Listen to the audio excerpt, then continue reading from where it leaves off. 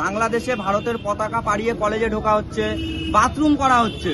তার প্রতিবাদে আজকে আমাদের কিছু যুব ভাইরা একসাথে মিলে আমাদের গায়ের আগুন ফুটছে, সেন্ট্রাল কোনো ব্যবস্থা নিচ্ছে না, আমাদের গায়ের আগুন ফুটছে। আমরা সেই তাগিদে আজকে বারাসাত প্ল্যাটফর্মের পাশে আমরা জাতীয় বাংলাদেশের পতাকা আঁকছিলাম, একে সেটার উপরে পাড়ানো হচ্ছিল। আর স্টেশনের যে সিঁড়িটা ওঠে ওখানে আমরা মানে বাংলাদেশের পতাকা আঁকছিলাম। তখন আমাদের বারাসাত থানার অফিসাররা গিয়ে আমাদের সহযোদ্ধাদেরকে অ্যারেস্ট করে নিয়ে এসছে। আমরা করেছি, ওনাকে জিজ্ঞাসা করলাম যে কি কারণে করা হচ্ছে। এরা এখানে আমাদের পশ্চিমবঙ্গের পুলিশ টোটাল একটা দলদাসে পরিণত হয়েছে। মানে এখানে এমনই একটা পরিস্থিতি তৈরি হয়েছে, এখানে যদি থানার 200 মিটার দূরত্বে ধর্ষণ হয় এদের চোখে যায় না।